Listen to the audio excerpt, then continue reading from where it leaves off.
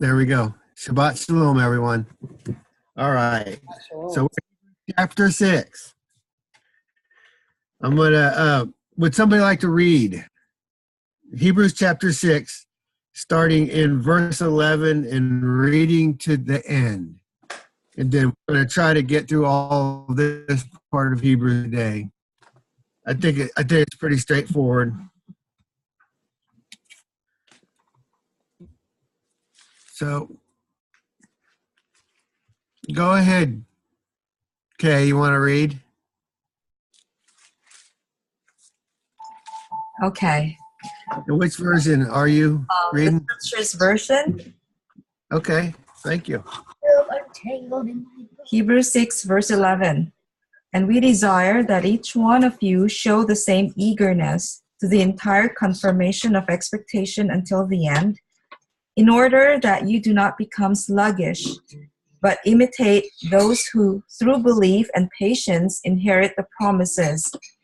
For Elohim, having promised Abraham, since he could swear by no one greater, swore by himself, saying, Truly, blessing I shall bless you, and increasing I shall increase you. And so, after being patient, he obtained the promise. For men do indeed swear by the one greater, and an oath for confirmation is for them an end of all dispute. In this way, Elohim, resolving to show even more clearly to the heirs of promise the unchangeableness of his purpose, confirmed it by an oath, so that by two unchangeable matters in which it is impossible for Elohim to lie, we might have strong encouragement. We who have fled for refuge to lay hold of the expectation set before us, which we have as an anchor of the life, both safe and firm, and entering into that within the veil, where Yahusha has entered as a forerunner for us, having become high priest forever according to the order of Melchizedek.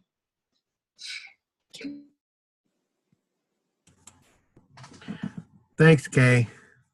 So we've kind of been through the earlier part of what Kay was reading, talking about being diligent towards the fulfillment of our hope, to be not sluggish or slothful, but persevere with, faith, become heirs of the promise. And I think we had determined that promise would be resurrection.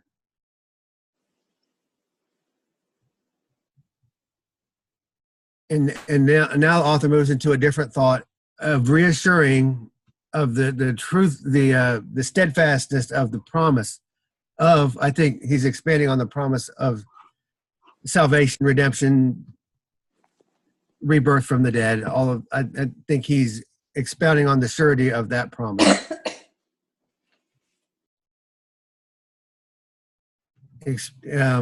And I think it's really pretty straightforward till the last part of chapter 6. He's just really driving home that the Father's promises are good. So is there anything else to take out of that text? That's mostly what I get out of it. Yes. Go ahead, Michael. The very first thing that is mentioned, if we look at verse 12, patience, belief and patience. So a lot of times, for example, we might have a strong belief in whatever the Father's leading us to believe, or whatever it is, but then, if we don't see a result within a certain time frame, then we become impatient and lose faith, just like they did in the desert. So patience is a vital part of that whole formula that is required for it to mature into life instead of death.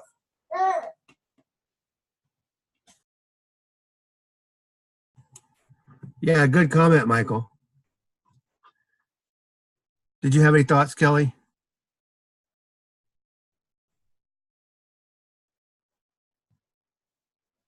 No, I'm still looking it over here.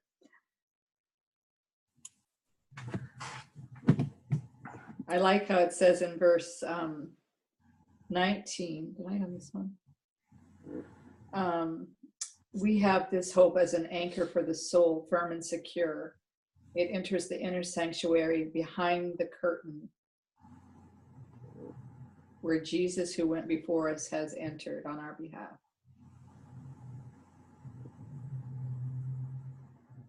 What does that say in other versions? Anchor for the soul? Yeah, this is a really interesting point. I'll read it in the Peshitta here. That promise is like an anchor to us. It upholds the soul so that it may not be shaken, and it penetrates beyond the veil of the temple. What did you read yours out of, Kelly? That was NIV. do we have a Young's literal on this? Which verse is it? 19. Yeah, I can do Young's literal real fast. Let me change over to it. Okay, which we have as an anchor of the soul, both sure and steadfast, and entering into that within the veil. That's Young's literal. And so what you have definition there of soul, Michael? The Strong's. Carrie, if you're there, can you put a share screen on with the eSword? My eSword's not very good on this computer. The soul, the word soul is suke in the Greek, and it's from G5594, means breath, or that is by implication spirit, abstractly or concretely the animal sentient principle only, thus distinguished on the one hand from G4151. So breath, spirit, which is the rational and immortal soul, and on the other from, let's see,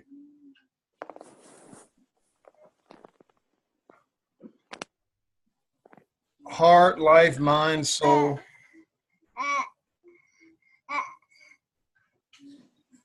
I think that the Strong's has a difficult time using English to explain these words sometimes. I really do, and I'm not just saying that because of but when you look at the way it's used in so many different places, I can get why they would use so many. I mean, it seems like some of the definitions that Strong's gives are so they're so vast and wide, and so and it's almost like the translator has his pick of the word he wants to use. But it says from G5594, and then it says breath. 5594 is suko, a primary verb which means to breathe. So I would think that means whatever gives you life, the life that's in you, the spark that causes you to live and function and breathe, that breath that's in you, that is the soul. That you are a living soul. When he breathed into Adam in the garden, he became a living soul. He didn't receive one, he became one. Okay. So how does our soul enter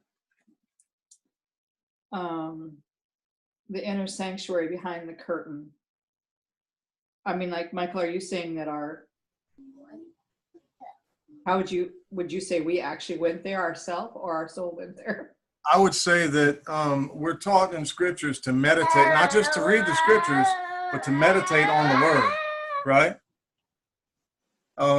John has a whole book, Revelation, where his soul did do that, where he actually saw a vision and he saw all that stuff, but he wasn't physically there, you see?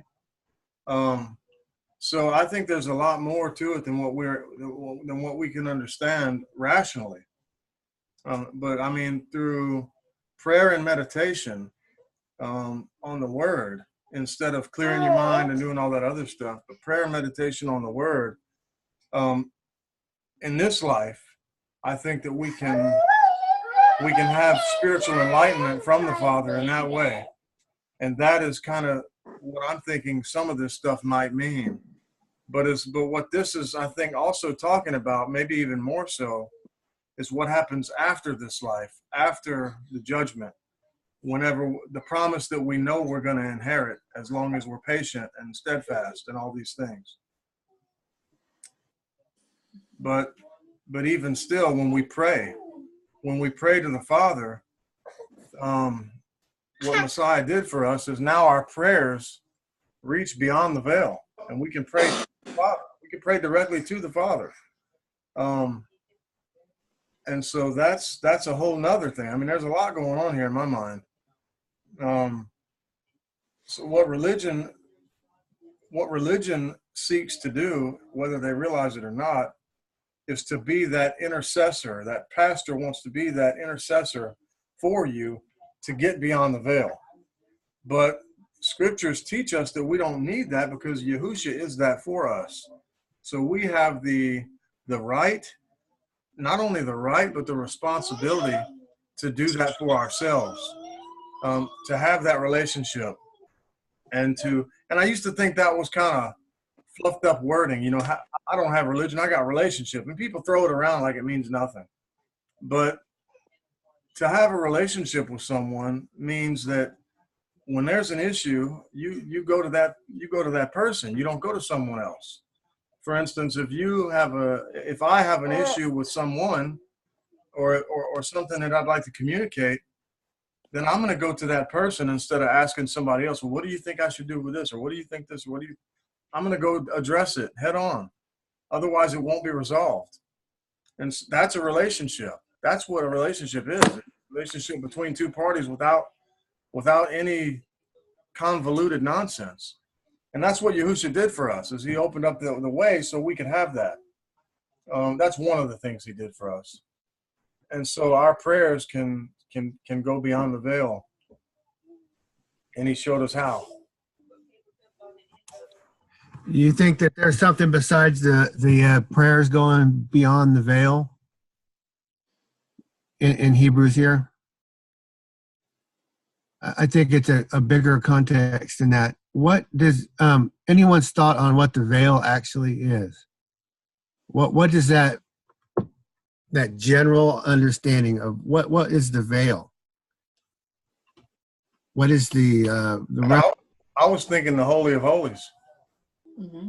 I'm thinking that the veil is the veil between the outside and the innermost area, the Holy of Holies around the throne. Yeah. So in the books of Moses, who went in there? The high priest. And who else? I don't know. Tell me. I want to know. I mean, how many people at any given time were allowed to go in there? Just one guy, yeah. Yeah. What happened to the other guys if they went in there? Or what happens if the high priest went in there presumptuously? What happened to him? Death. He died. It's a little bit scary. I mean, I think these guys like, I hope I'm holy. I'm going in there. Put a rope on me. I'm going in. It was no small thing. It's kind of like Moses up on a mountain. Yeah. Mm-hmm. What do we know happened? And according to the New Testament, what happened to the veil? It tore in half. Yeah, tore. So what would that mean? What would you think that sign would? What would that tell us? What are all the things we could glean from that? There's no right or wrong answer. There's just a lot of perspective on that. Well, my perspective of that is that the earthly temple is no more in that sense, and that we no longer have that on earth. It's now in heaven. What do you mean? Define earthly temple. I mean a building that you go into. There's no more building that you go into that is a holy of holies, where there's a man priest who can intercede for you. But now it's more of a maturation of the same principle, because something else in these verses that we're reading reflects that I wanted to say. In verse, let me go back real quick. You always hear about how, don't change the word, or, can't change this, can't change that. He never changes and all that stuff. But in verse 17, it refers to the unchangeableness of his purpose. Okay, so his purpose is what never changes. His purpose.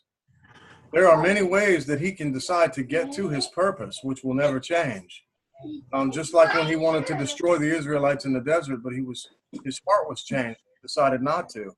His purpose never changed, but his action did. Okay, so, and we have countless examples of this in the scriptures where he was going to do one thing and decided not to because of a prayer. Or look at Nineveh. He was going to destroy them and they repented, and he decided not to do it. But his purpose never changed. So this building, which was this place that was really esteemed as this holy place, and the men who were in charge of it became these holy men in the sight of the many. And they decided to, instead of sharing the blessings of the Father, safeguard them for themselves and gain the upper hand over all the population. And he took it from them for that reason, because they weren't using it rightly. They took their gift and buried it in the sand instead of taking that gift and sharing it and prospering it for the Father's sake. And so he took it from those who had most and gave it to those who had less, and gave it to those who had more.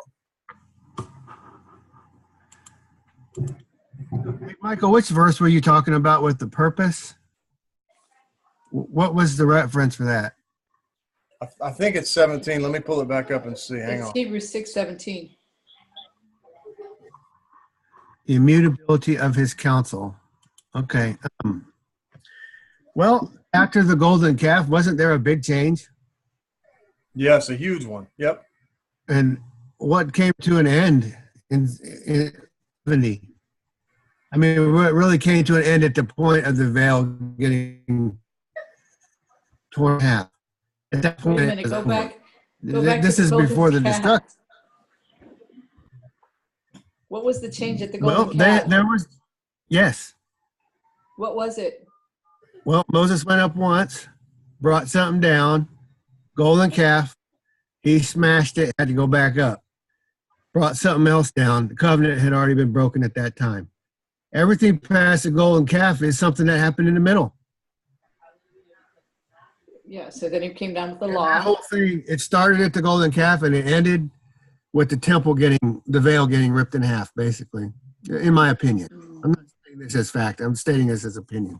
Mm-hmm. So, but definitely it's 70 AD. So who lost all their power when the curtain was ripped in half? The priests. They became irrelevant. They were already pretty irrelevant in the Second Temple era because they didn't have the Ark of the Covenant. What was behind the veil for them? Nothing. No, nothing. They had nothing to go in there to do the Day of Atonement with. There hadn't been anything in there since the first temple was destroyed. Pay no attention to the man behind the curtain. Yeah, everything past Babylon, it was all null and void. But they had the ceremonial thing they were doing. This is important for later in Hebrews, by the way. We'll be looking at this. The Levites were completely, but basically smashed, along with the temple. They had no purpose anymore. They lost all relevancy. There was no more priesthood. So, I mean, I think we have to understand all of this when we look at what the author is saying. Go ahead. What do you have there, Neil? Go ahead and tell us what you got on the chat. Shabbat shalom, by the way. Hey, Shabbat shalom. I was just looking up the question that the Angs asked earlier about Suke and Naphesh in Hebrew, whether it was very similar in understanding the spirit, or there is a spirit in man and people look at it as a soul. Well, we know the soul is not immortal. Soul is and Adam became a living soul. Of course, we know the first lie, you shall not die, but yes, you will, for it is accountable for every man to die once. But then we look at breakdown of it. I went into Strong's and looked at both the Strong's for Naphesh, man became a living soul, breathing character, even fish are called soul. And then I use the analogy, I remember a sermon a long time ago, you know, people used to use it as like there were 29 souls lost on that plane that crashed, or there were 2,300 souls on the Titanic that perished. You know, we know it's true because he tells us, you know, that what eternal life is, and those that don't will perish or have eternal death. So Niels, what is the author? What is the author telling us about this soul? What is the soul doing? In the Greek? Or just in general, just the idea. In Hebrews there, where is the soul going? This soul that you're speaking of. You're asking what you think he's talking about? I'm asking what you think he's talking about. Because the soul is an important discussion, but what is the point of where the soul, what is the author saying about this idea of a soul? And it would be in Hebrews, I think it was 19. Which hope we have as an anchor of the soul, both sure and steadfast, and entereth into that within the veil. Hebrews what? What chapter? That was 6:19. I wasn't trying to cut your discussion on the soul off. I was just trying to bring it into the text. All these ideas that you're presenting, what is the author using this word to convey? Was kind of where I was going with this. That's what Kelly's question is, right? Was that what you were asking, Kelly? Well, I'd have to read the whole context of the paragraph. I mean, the verses in this chapter. But it looks like the anchor of the soul, that there, suke, of course, it's Greek. And it's very similar to what they're using in Hebrew. So the anchor of your life, a hope both sure and steadfast, and entering into that which is within the veil. So Michael had suggested our prayers are going beyond the veil, and I agree with that. I just wondered if there's a larger context for what's happening. Yeah, when I asked the question, Michael was talking about how John kind of went in the spirit, you know, in his vision, and I was just wondering when it says, "You have an anchor for the soul, firm and secure. It, meaning the soul, enters the inner sanctuary behind the curtain." This is in a spiritual sense. This is a.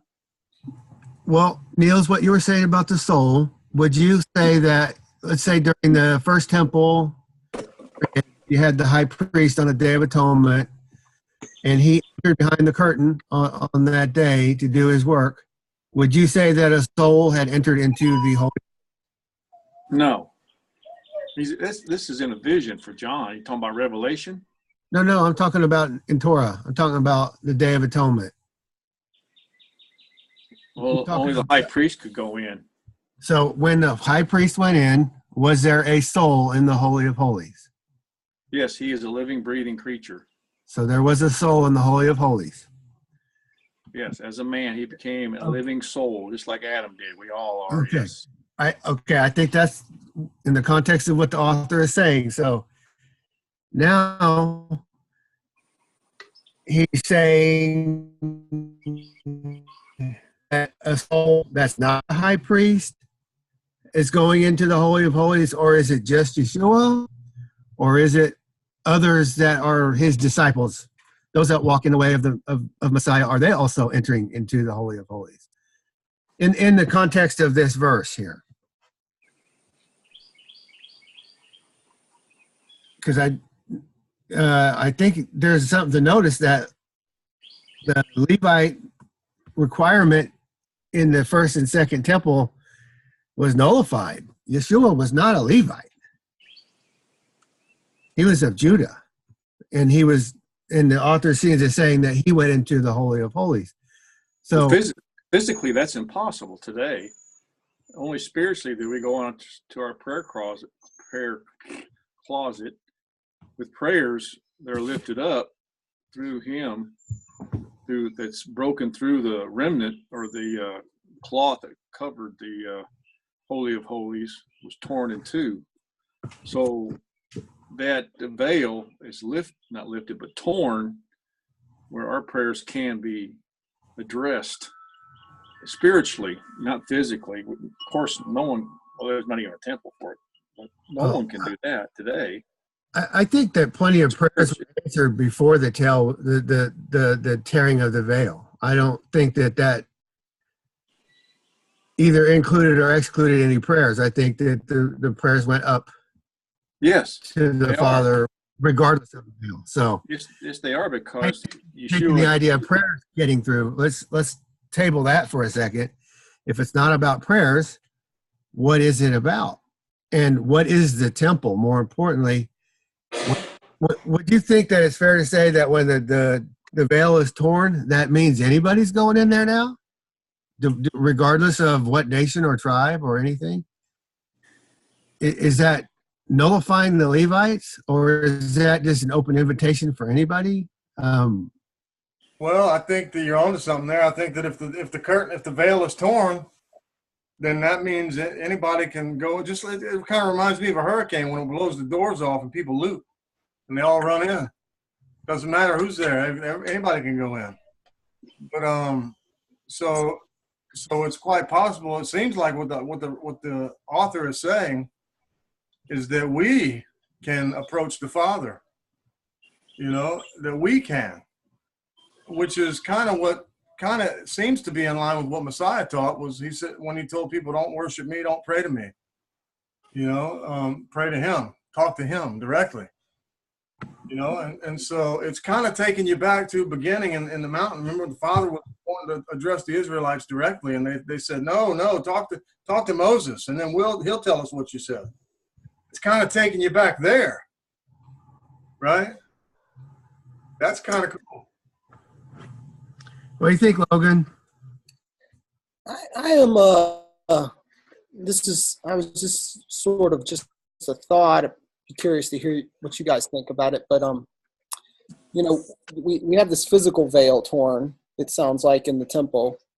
But I've wondered if the veil, the if you want to call it the spiritual veil, hasn't been torn yet, in the sense that I've looked at, now we're in a physical world, or we're in this world, in this realm, or whatever you want to call it, and we don't see God, or Yahweh, like with our own physical eyes. We don't hear him, we don't see his throne room, we're not, whatever that is, we're not there.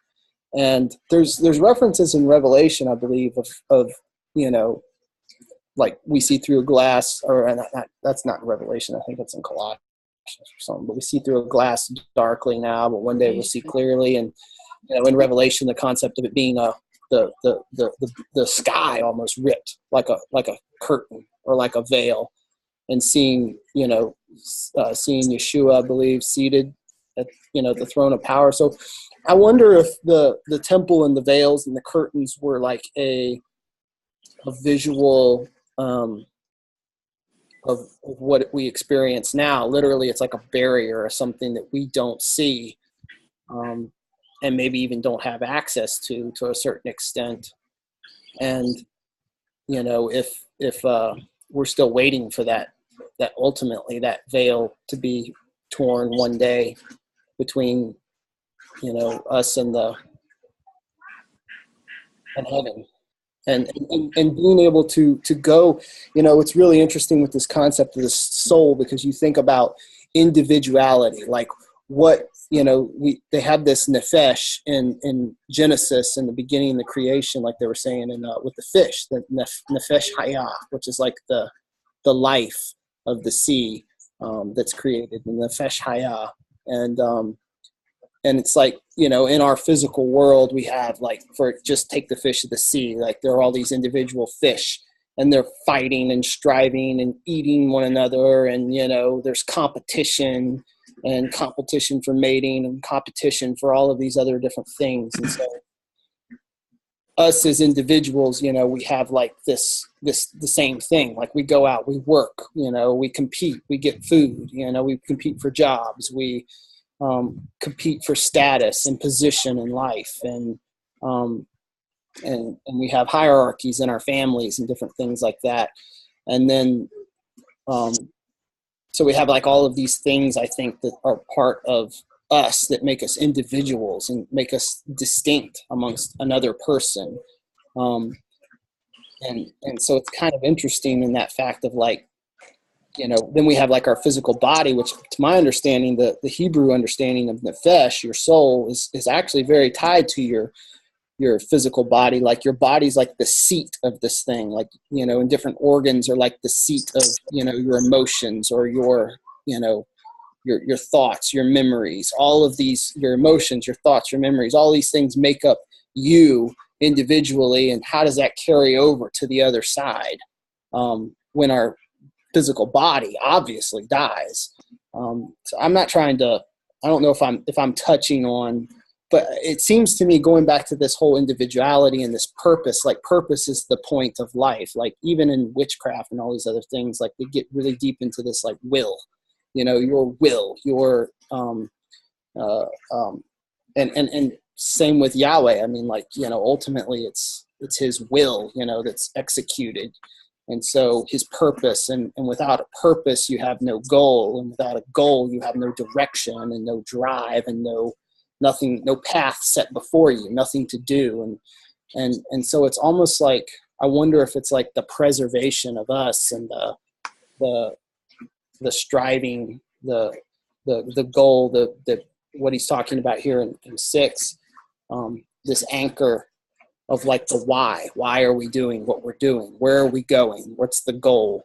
And you know, ultimately I have to think that it's that tearing of the veil between this world and the next stage, eternal life, you know, essentially the next life, the what's beyond what we can't see, what's over the hill.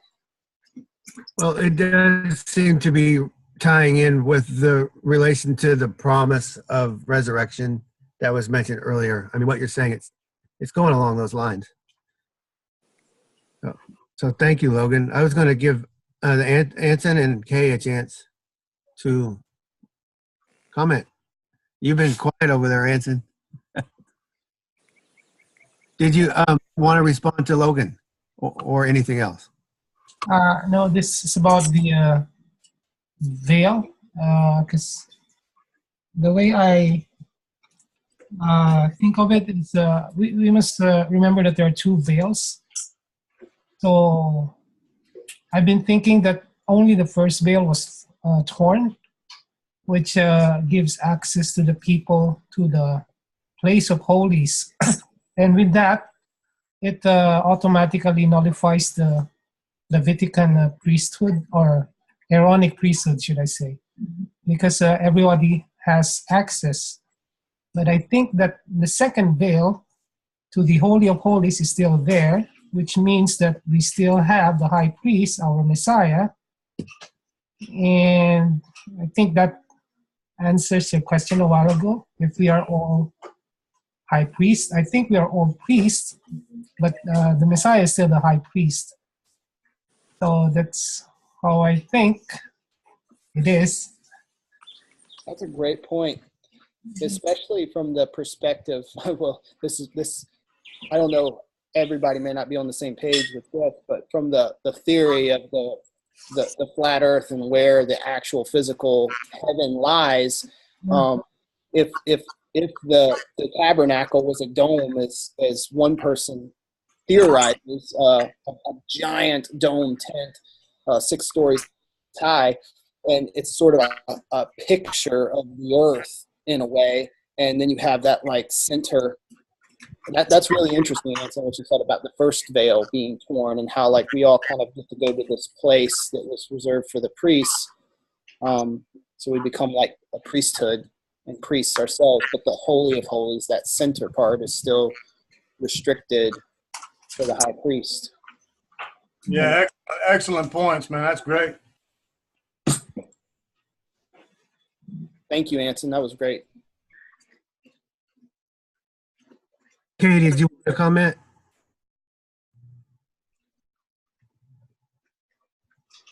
Oh, me? Yes. I was thinking about what Logan was saying earlier about Nefesh, and I agree with him. Because like before looking at Genesis, I was taught in the traditional definition of soul being something like almost similar to spirit, like spirit and soul are synonymous, which I don't see in scripture anymore, especially in Genesis. I think it's the first mention of Nefesh, if I'm not mistaken, is in Genesis. The usual belief is that it is something that separates from the body. Separates from the body, that goes to heaven.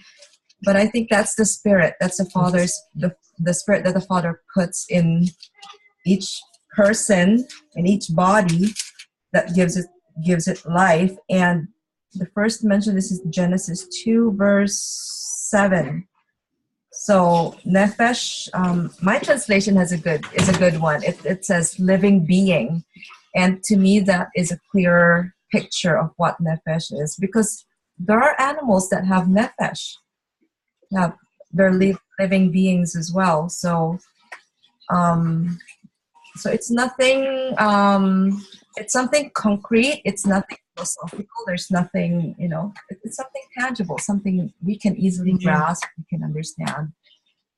So God can create something within Nefesh, right? Like all the animals he created, and they all have Nefesh, but it's only Adam where he breathed life, right? He breathed his. So Adam was made of the earth, of the land, and then he was breathed Yeah. into. And which veil was he in at that point? Mm-hmm. What's the question again, Ty? What veil was Adam inside of? We're talking about these different veils: the first veil, second veil. Was he in the Holy of Holies? Would he be in what equates to the Holy of Holies? Based on what the Holy of Holies definition is, we would say that he is in the Holy of Holies because he has direct access to the Father. Mm-hmm. So, I don't think so. Well, I mean, I don't know, but I wonder. Well, there's like this old. I think it's in the Book of Adam and Eve, which you can get into some stuff that some people may think is spurious, and but you have that the whole writings there about Adam in the garden, and this idea like the garden is on top of or somewhere on top of like Rupus Negra, the Black Mountain at the center, and the whole like the throne room of God itself sits up above that. And I don't know if you guys have heard anything about this, but it's really interesting. There at the North Pole, what we think of as the North Pole, but you have like this black mountain, this giant black mountain that's like in all these ancient cultures and all of these ancient maps, and like the garden, which is like a walled, protected place, which is they literally have like ancient Eastern pictures of what a garden was to them, a walled, protected place. So I wonder, because Yahweh comes and walks in the garden with Adam, and I wonder if like this garden. I just want to interrupt 1 second. It doesn't say that in Scripture. All it says is they heard his voice. Oh, that's an interesting point. So it's a common idea, but I just want to throw that out there. Go ahead. Oh, that's very interesting then. Very interesting. Hey, Bella. No.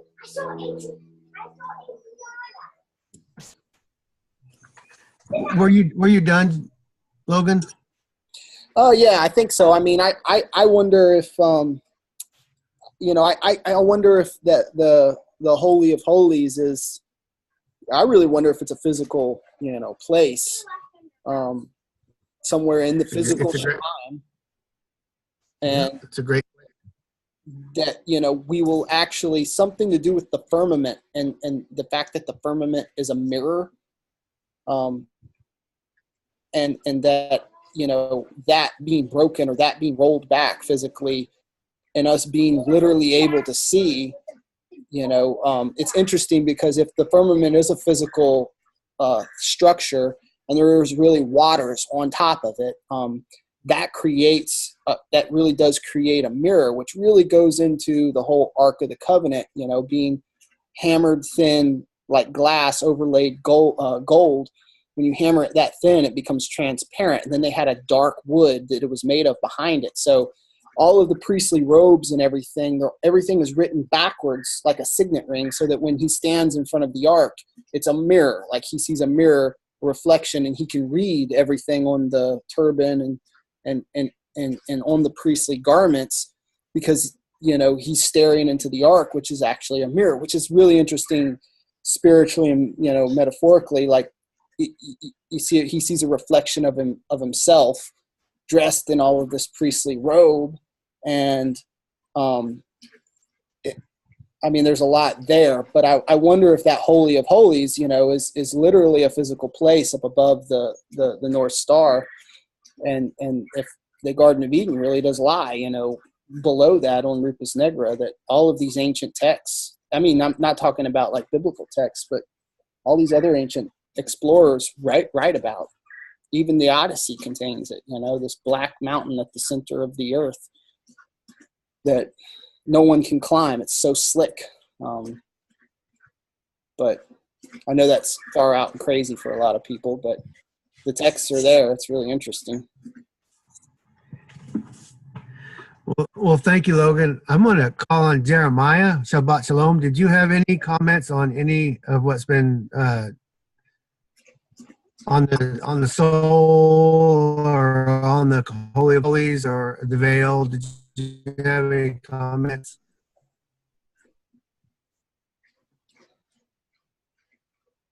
All right, well, I'm going back to Niels. You had posted some verses on the chat, Niels. Yeah. What's your question? I was asking about your verses.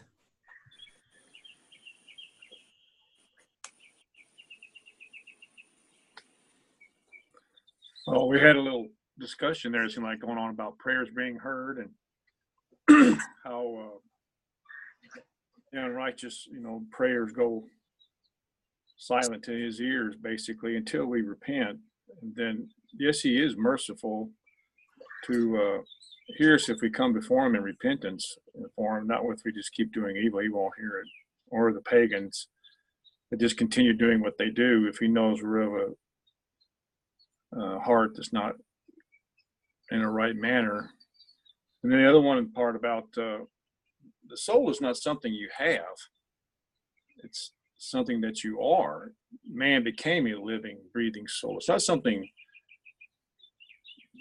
from what scriptures revealed that we possess, in other words, or have, and it's going to, like the church of the world teach, that when you die, it departs and either goes up or down or left or right or whatever they think.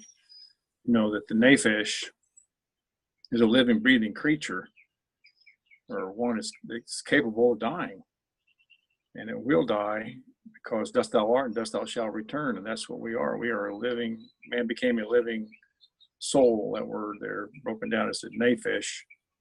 Just like any creature, that dies, it's going to, but it is the spirit that the Creator gives to us that returns to him. It's his spirit that he gives to us, that gives us intellect. It separates us from the creatures of the earth, that we have intellect from him and able to design, build, write literature, stories, create different human thought. That's what was my comment that I wrote on there. It's not something we have, it's what we are, which is capable of dying. We're told in, I think, 1 Timothy or 2 Timothy, I think it is, that only the Creator is eternal. Well, that throws out the immortal soul theory right there. Thank you, Niels. Carrie, did you want to comment? Or are you there today, Carrie? Yeah, I'm listening. I don't really have a comment that I want to share. I've been listening to what everybody's been saying and reading through the latter part of Hebrews, and I don't want to make any final comments. All right, let me ask you a question. Let me ask you a hard question. Do we need to use the name of Yeshua to go into the Holy of Holies? Like the author of Hebrews seems to be saying that a soul can go beyond the veil.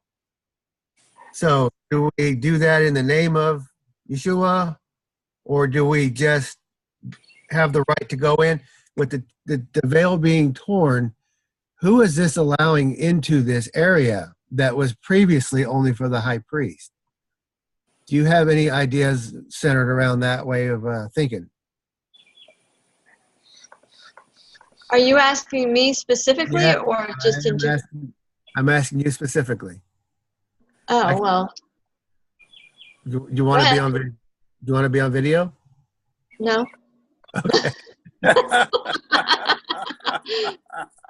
Well, do you have any ideas? Well, I think it's through the authority of Yeshua and his position of, of what he's done for us in playing that role of the high priest. But as far as knowing specifically who he is personally, I tend to think not necessarily, because you've got people that came before him that didn't know his name, that didn't know who he was. They just trusted the Father to be a fulfiller of his promises, that whatever promises the Father made, that he would hold to them. So as far as, I guess I'm not understanding your question entirely. Well, it wasn't a very clear question. So, do you think when it says Yeshua went in beyond the veil of the temple, what was he a living soul at that point? Was this before or after his resurrection? Was this before or after his ascension? It seems to me it would be before his ascension. It would be more of like maybe as a resurrected human, he went in. And that question can be for anybody. It says that he did it. So what did that look like? In the author's example, what did that look like? And how it relates to us as just regular people, regular humans. How do we relate to that? Does anybody have any thoughts on that? I was wondering if it was the actual temple, the physical temple, because like the temple is like the throne room of God, for example. Isn't it set up similar to what the temple was set up like, which was like the mountain that Moses was on? There's three examples where they mirror these two earthly examples mirror the way it is in heaven, with the Holy of Holies and the holy place and those three tiers. So was it the physical temple that Yeshua went into, or was it in this verse? It says who went before us has entered on our behalf.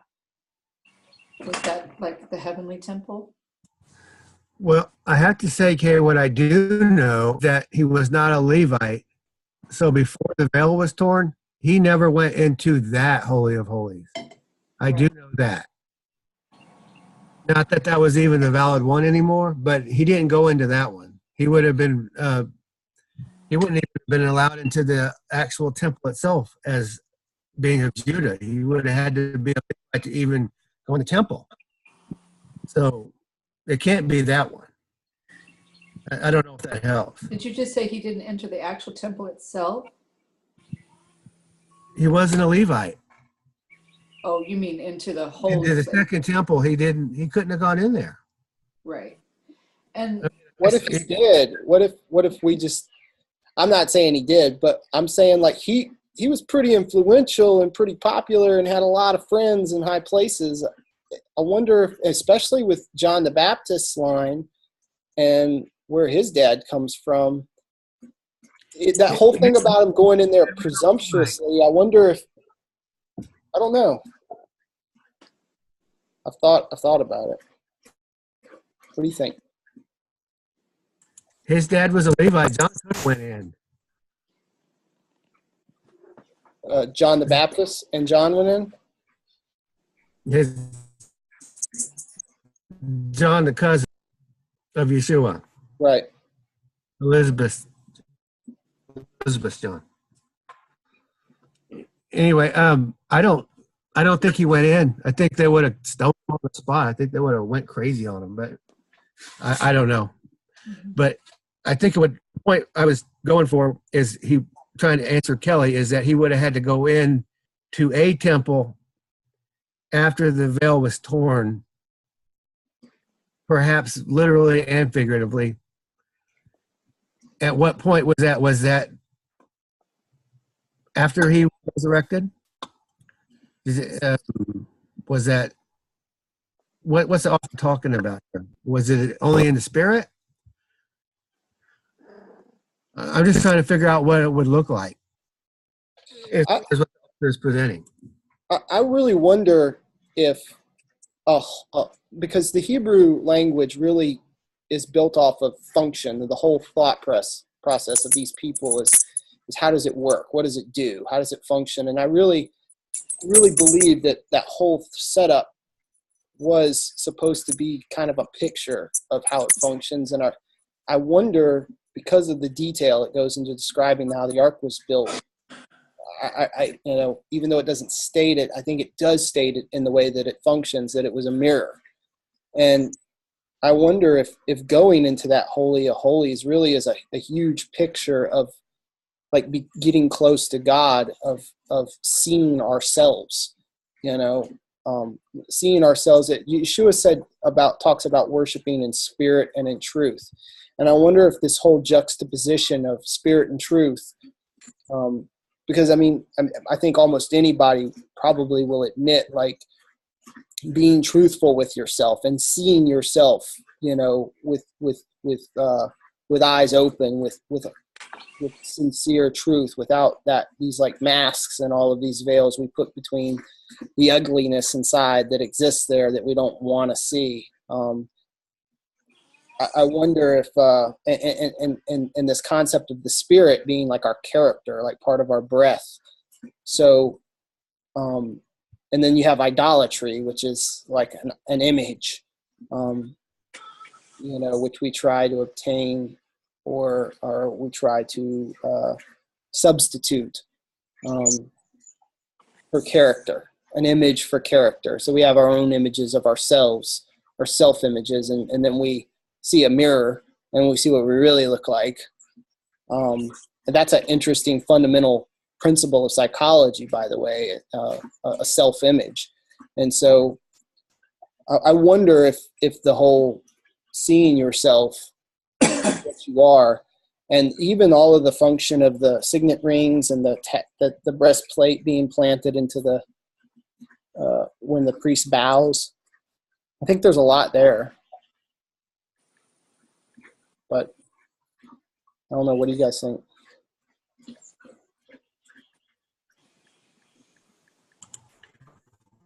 I think some of it's conjecture because we haven't really seen the Ark of the Covenant or the Ark of Presence.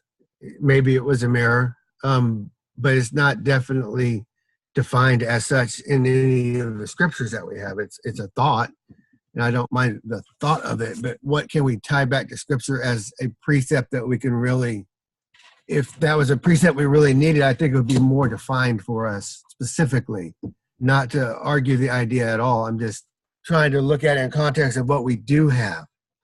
And I mean, I think the tent of meeting with Moses, that was the Holy of Holies as well. This was before the temple was built. So he could have been on the Holy of Holies, could have been one. It didn't necessarily have to be the temple only. I think there's, did this guy Melchizedek that Abram tied to, did that guy go into the Holy of Holies? Did he have some way of being in the presence? What, in the context of everything before, was there a way to the Father? I think that the answer is probably yes. I think that's the point of the veil being torn, the physical veil being torn. It's like this whole thing that we were doing is over. I think the Most High was just saying it's over. And now the author is saying, in Hebrews, he's saying we can go in there as living souls, living beings. We can now enter and follow after Yeshua. And I wanted to know when Yeshua went in and how we follow after him. In context of what the scriptures have for us, in a specific, tied to specifics, not ideas that are floating out there, which I'm not opposed to ideas. I'm just, what is. I get you in that it could be looked at as conjecture, but it also couldn't be in the sense of our understanding in the way of language. So it's they're writing and he's telling you something, and then we have to ask, how are we interpreting it? And our Western language doesn't focus on function, the function of things. Like, why is it telling us that it was made out of a certain dark wood and it was overlaid with hammered gold? Why is it telling us that? How does, and the question I think of the language is, how does that function? What purpose that, so you walk in the Holy of Holies, you're seeing an empty seat. I mean, I think, that's what the idea of the mercy seat being. You're not seeing an idol, a hammered work of gold of a picture of a God necessarily. You're seeing an empty seat. And then it's like, so what does the Ark of the Covenant function as? And I think that does, even though it may not say, hey, it's a mirror box. But I would say the mirror would not be the function. I would say the function is where there's an interaction between the Most High and an anointed man. That's the function of it. It's not a thing. You're saying the mirror is actually bringing it back to a thing. Let's look at just the function. It's a point of interaction. It's a place that is unholy creation can interact with the holy creator.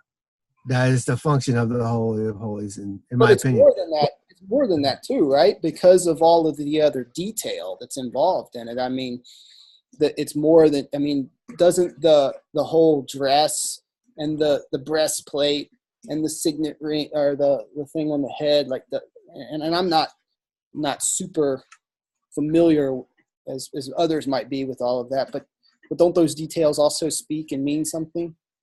I think the details most specifically would speak to, it matters how we approach the Most High. There's a specific, he is holy and we are not. We have to be made into we need to be holy in order to interact with him. Die. The high priest would die if he was not in the right state of holiness. I think that's the general idea of the Holy of Holies, not all of the specific construction and all of that stuff. Even though there are probably lessons to be learned there, again, we don't know exactly what it looked like. I don't think that they cared what it looked like as much as how it functioned, in the sense of, I think you can describe the function of things and the way that they function without understanding what they look like specifically. Like, for example, the things that look like a signet ring. Like, I'm not concerned so much with what shade or color it was, or exactly how big the letters were or not big the letters were in the looks of it. I'm concerned with, how does a signet ring function? How do letters function that are written backwards? Why are they written backwards? A signet ring would function as a person of authority, as like, you know, Joseph to Pharaoh and things like that.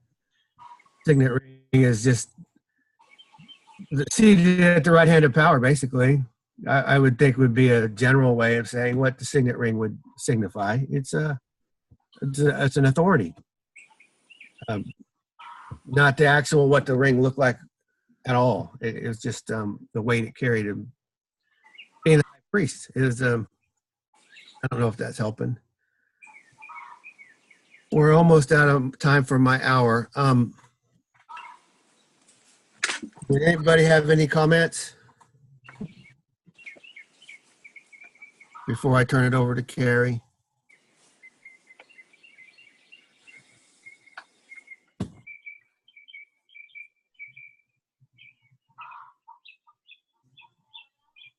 All right. Well, Carrie, did you want to? I think we were talking about Hosea last week. It's been, my hour is up. So I do want to pick this back up. There's a lot of ideas thrown out here. I'm going to listen to this thing again, this conversation, and then I'll try to come up with some questions for next week. So if anybody would like to focus on reading this last part of Hebrews and has come up with some ideas about all of this, what we've been talking about. Hey, George is there. Shabbat shalom, George. I guess you got a computer working.